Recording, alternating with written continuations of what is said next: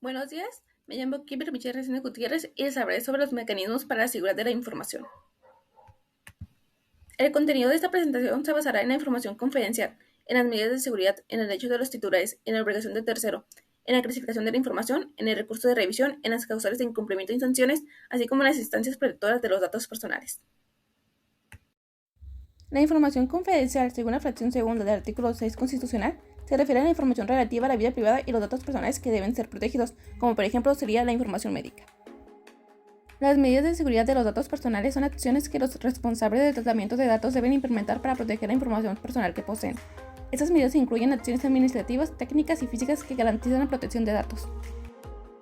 De los puntos importantes a tomar en cuenta sería el evaluar el riesgo de los datos tratados, el considerar la sensibilidad de los datos y en tomar en cuenta el desarrollo tecnológico.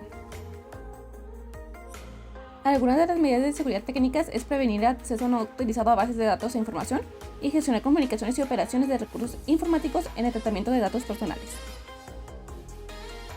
En medidas de seguridad físicas tenemos proteger el entorno físico de los datos personales y recursos involucrados en su tratamiento, así como proteger recursos móviles y portátiles, y proporcionar mantenimiento efectivo a equipos que contienen o almacenan datos personales.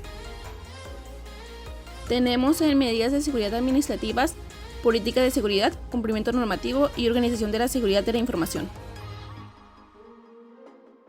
Los derechos de los titulares, según la Ley Federal de Protección de Datos Personales en posesión de los particulares, nos habla en su artículo 22 sobre los derechos de acceso, rectificación, cancelación y oposición. En su siguiente artículo nos habla sobre el derecho de acceso a los datos personales y el aviso de privacidad, así también como el derecho de rectificación de los datos incompletos. En el artículo 25 nos habla sobre el derecho de cancelación de datos y en el 26 nos dice que los datos no se cancelan si son necesarios para cumplir un contrato o una obligación legal. Y en el artículo 27 nos habla del derecho a oponerse al tratamiento de datos por causa legítima. La obligación de tercero está en la Ley Federal de Protección de Datos Personales en posesión de los particulares, en su artículo 14, el cual nos dice que el tercero que trata los datos personales a solicitud del responsable debe cumplir con los principios de protección de datos personales establecidos por la ley, los cuales son el principio de licitud, de consentimiento, información, calidad, finalidad, lealtad, proporcionalidad y responsabilidad, así también como respetar el aviso de privacidad proporcionado por el responsable en todo momento y tomar las medidas necesarias para asegurar la protección de los datos personales. La información se puede clasificar como reservada, que es aquella que no se puede publicar porque puede causar daño o poner en riesgo ciertos aspectos importantes, por ejemplo, la seguridad nacional o la seguridad personal. Y como confidencial, que se refiere a los datos personales de una persona que pueden identificarla, como los datos personales o los secretos comerciales. Pasos para interponer una denuncia o un recurso de revisión. Primero, acceder a la página del Instituto de Transparencia, Acceso a la Información Pública y Protección de Datos Personales del Estado de Baja California. Segundo, buscar la sección de transparencia y acceso a la información.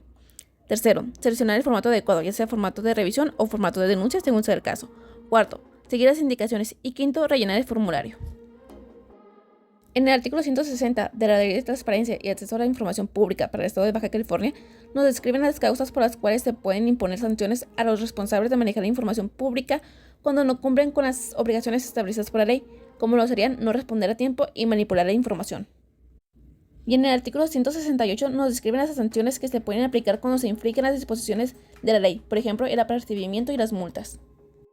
Como instancias protectoras de datos personales tenemos al INAI, que es el Instituto Nacional de Transparencia, Acceso a la Información y Protección de Datos Personales, el cual es un organismo autónomo que garantiza dos derechos, el acceso a la información pública y la protección de datos personales.